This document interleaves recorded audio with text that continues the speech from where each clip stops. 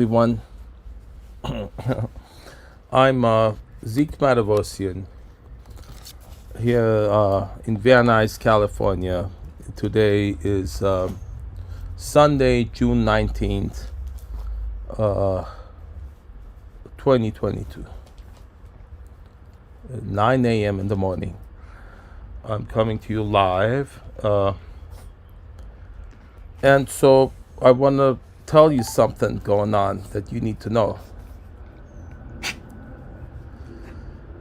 You're all aware of the term squatter is somebody who stays with you, and using the law, your tenant protection law. There's people out there to use that as a part of a tool of a cruel scamming operation. That's actually happened to me in this house for a year and a half, since October 2020. I've been broadcasting about it repeatedly, consistently throughout the whole thing, and I've documented everything. What I want to show you now is a training that the police get to support it. It's the police involvement in this that I want to show you. So I'm going to let you listen to my conversation with the investigator investigating it right now. But there's people like her all over LA. How many people are there in LA right now occupying houses using these same methods, using the cooperation of the police to do harm? We give police officers the trust of the authority, the uniform, the handcuffs, the badge, that trusting that they're there to help us. But she's been using them to hurt us. You understand? And that's not right. And I've talked to the police officers. They say, well, we don't write the laws. The laws, look, listen, you know about frivolous lawsuits, right? Why are there so many frivolous lawsuits? Because they're profitable, right? The lawyers make a lot of money, and a lot of people make a career out of making false, creating. They actually go on freeway and create a false accident. People get physically hurt, and they get rich off of that. A lot of people in this society get rich with frivolous lawsuits. So since there's a lot of money in it, money has influence, so they make sure it stays that way. The tenant protection law being used in an operation, they could put in a clause in there that said, in case it's being used as a scam, it's void. But they don't, because there's money in it. When there's money, there's influence. Just like there's a gun lobby, they can buy off politicians to make sure guns are legal. You see? Right? So now the important thing is, if the police are actually getting training to help support scam artists, because the hierarchy in the police department are told to play along with the scams, to allow people who are in houses occupying them using tenant protection law to keep it going, because the scam artist is going to get lots and lots of money, which is what she says she wants to do, right? If the police are paid by criminal scam artists from the profits they get scamming people to keep encouraging the scam artists to stay in the houses, she's been here a year and a half. You understand? And the police are helping her out. Wouldn't that be wrong in your eyes? If the police we pay to help us, protect us, are actually helping the scammers hurt us to get reason to sue us so that they get profit. Would that not be wrong in your eyes? Well, I see it a little bit differently, because I do see that the police are coming there, but when it comes to people like, they're investigating it. When it comes to people like coming into your home, there's certain things that you have to do. So it's Wait. You said you see it differently. And you said when someone comes in your house, there's things you have to do. Tell me further. Is it something I didn't do? Yeah, well, I didn't say you didn't do, but I think what I'm saying is, it's a little bit off topic, is that I think you're in a really hard spot, because when you're a landlord and you have tenants come in your home, especially during COVID, sir, it's really, really, it's even more difficult to go through an eviction process. I'm sure things are much more difficult. And I think that's what happened here, is that there's a situation where you would like, she's not paying rent allegedly. No, it's not. I wasn't complaining that she wasn't paying rent. I was never pressuring her to pay rent. I was never pressuring her for anything.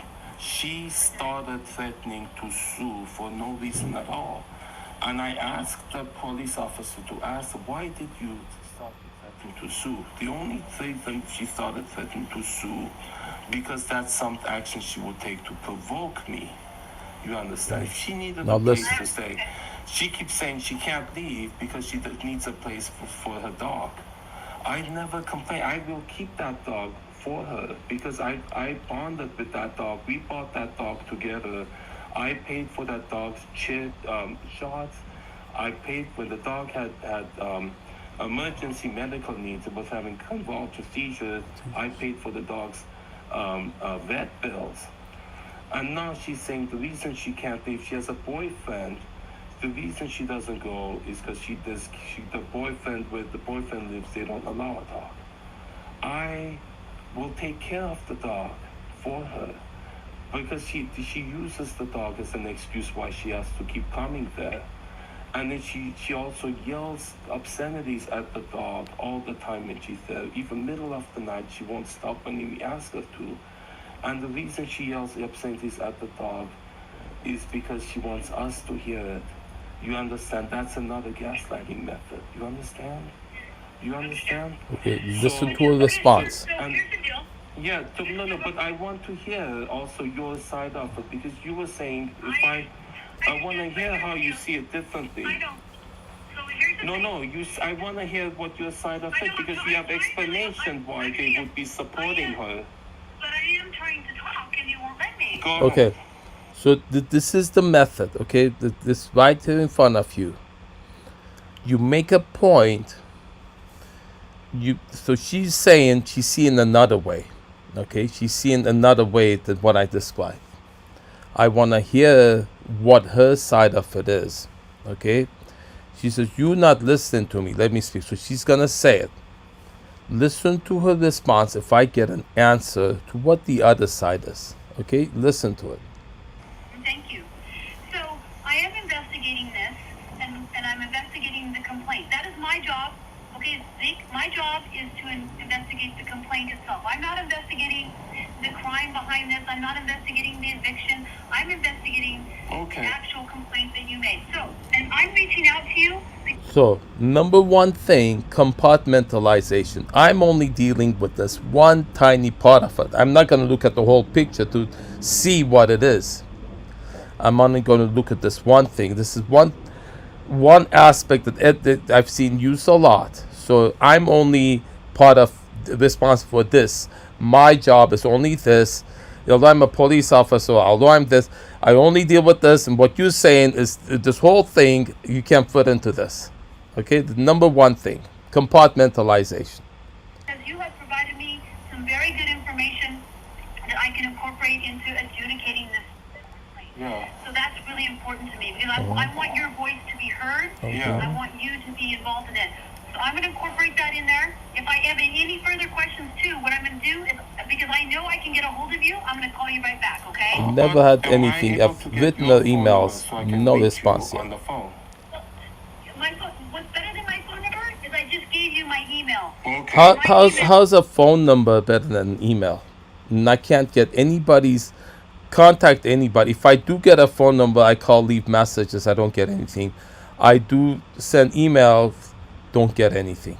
I get the only response I ever get is call 911. Okay? They come over here. I tell them what's going on. They say, why don't you call 911? I go over there at the police station. I say, why don't you call police? I have video of it. Okay, now listen further. I'm telling you, I promise you, Zeke, if you ever reach out to me, I will correspond back to you as soon as I can. Okay, the thing is, the police have made it impossible for me to communicate with them. And present them with what's going on. And I'm now telling you what's going on. Every one of them does the same thing. They say, I'm not the one to tell what's going on. Everything I was telling you was pertaining to the complaint. Okay. So why would you not want to hear it? Why would you not want to discuss it? It's all part of the picture.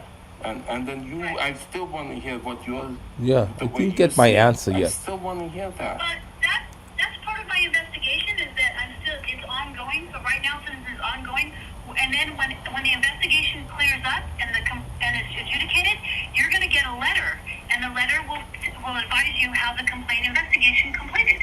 It was. There's a reason. She's telling me I see it another way, but she doesn't tell me what that other way is. Did you hear that? I told her that the police have been using their authority to help this cruel scam operation. They've been doing this 1.5 years.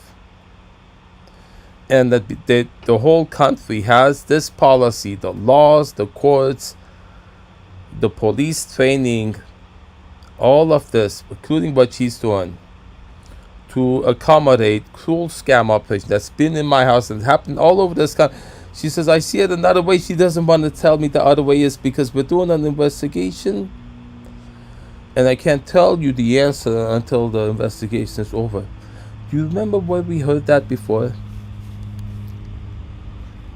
I don't know if it was after high school or not, but it was Monica Lewinsky's the scandal with President Bill Clinton. Remember?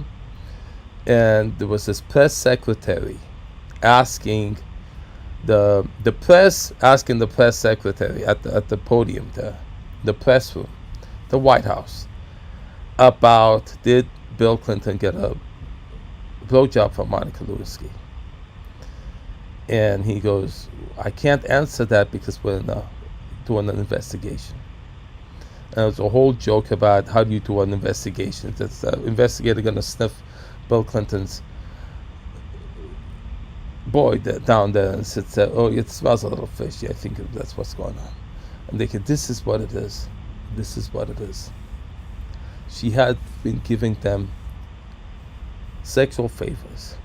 Okay, and we have seen her in the Wendy's parking lot, middle of the night, right there down the street, sucking on a lollipop, and she has that picture in prominently in her Facebook, Instagram. That's a slogan. They have been getting sexual favors. I've seen them getting, flirting with her in the front.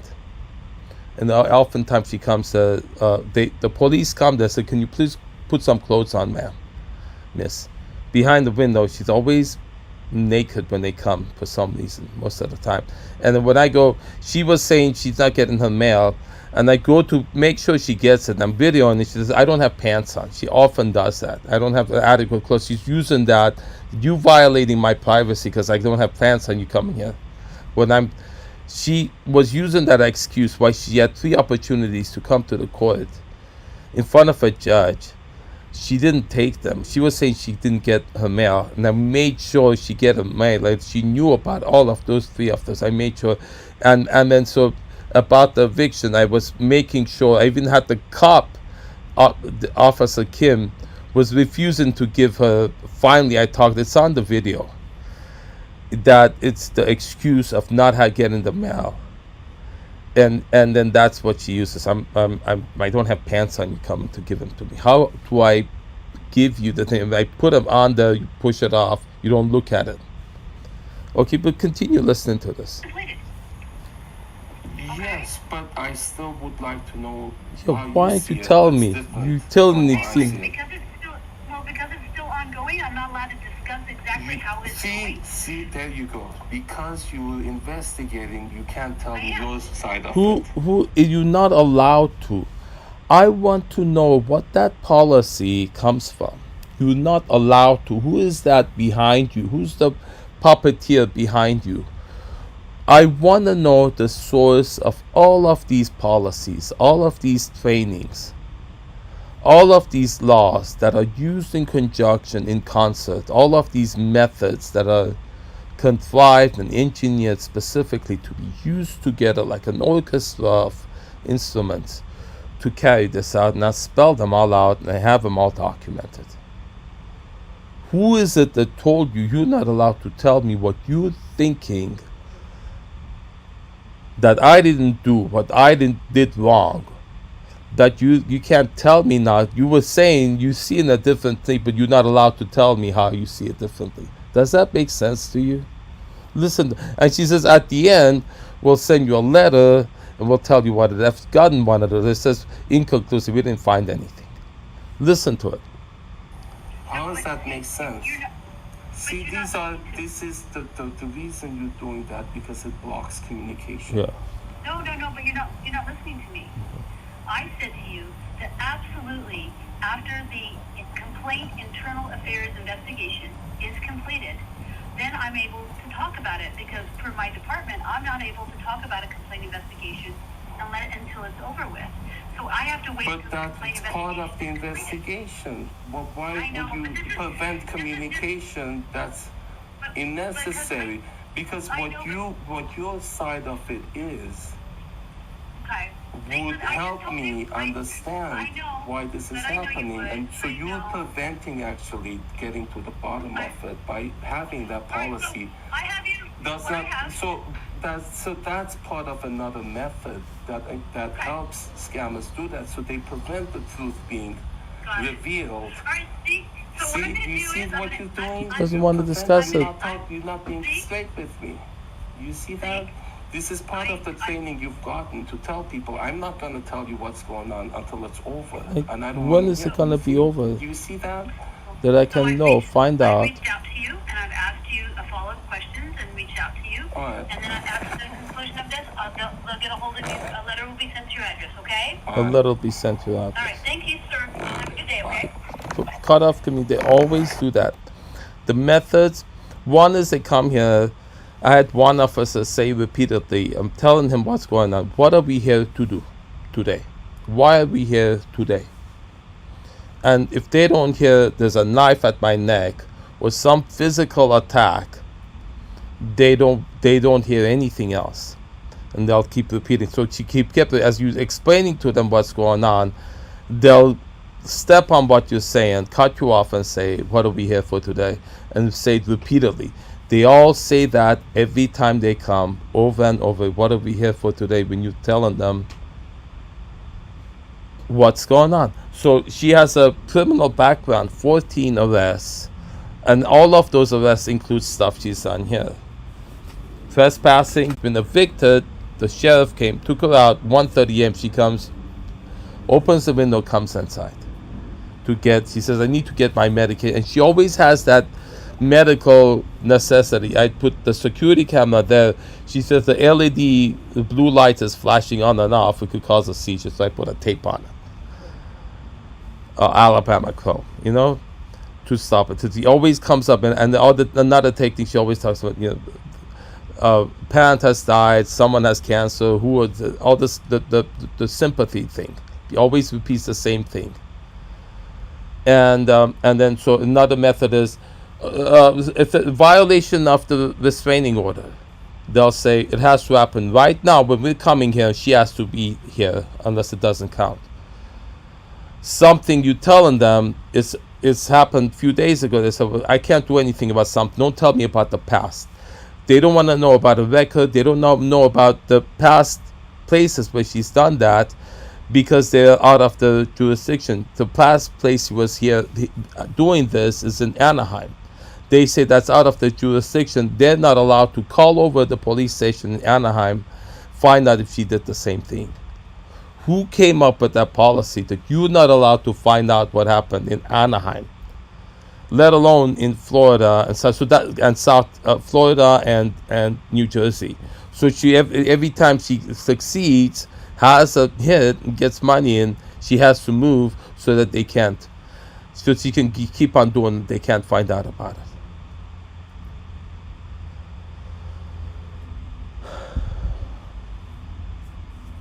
So it's all here, and then there's just so much more I need to show you, but this is it. The police are trained. When they go to police academy, they get trained. to step on what you're saying when you're showing them a scam is going on, so they don't hear it. You've seen that hear no, see no, speak no. It's just imagine cops instead of monkeys. Like this, they don't want to see it, they don't want to hear it, they don't want to talk about it. And they'll step on it. Every time you try to describe it, they say, if it ain't no crime, I can't help it. The only thing is a crime is a physical wound, something that causes physical damage to you. This needs to be looked at. There's something stinky going on in that police station and throughout the country. They're doing this all over this country. We trust them, we pay them, we put a badge on them, wear a uniform that we have to listen to when they tell us to shut up, and they do that repeatedly. They have a gun in their hands that they can use. They have handcuffs, and they're using that to help criminal scam artists. She's been doing drug dealing, prostitution, a whole bunch of other horrible stuff. Gaslighting she's been doing. They don't know even what it is. It doesn't count as a crime. They don't care. They say go see a therapist. Nobody else wants to have anything to do with this because they're scared to. The people have done this, she's done this to in the past, don't want to talk about it because they're scared to. So her purpose is to look, I'm going to tell you, like, this is her own notes on here. Her own notes for preparing a lawsuit against me. I have not engaged in any violence, haven't engaged in a credible threat of violence. So that's the thing. As long as she doesn't hold a knife to my neck, doesn't punch me, so she knows not to do that, but to do anything else she can do to suffer emotional distress, substantial emotional distress. The stuff she can do, including gaslighting, and I have all the methods documented. Witchcraft and killing our dog, killing Toddy's dog, and I'll show you how she was before and how she is now because of that. She had that dog for 10 years, buddy, and she ended up getting on the bus, get all the way over across the country to South Carolina. You need to know what happened here in this house, okay?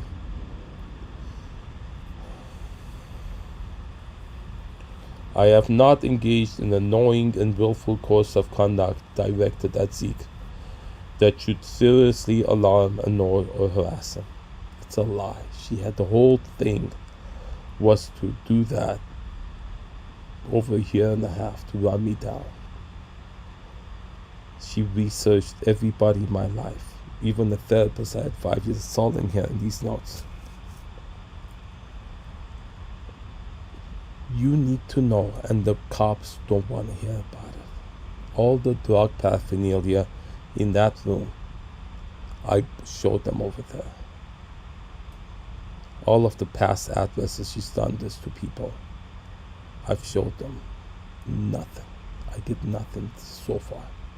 But I'm going to go after it. I want to know who's responsible to all their behavior that encourages and supports her activity. There's so much, but barely scratched the surface. You need to know this. So Zeke Madavossian. Wake up.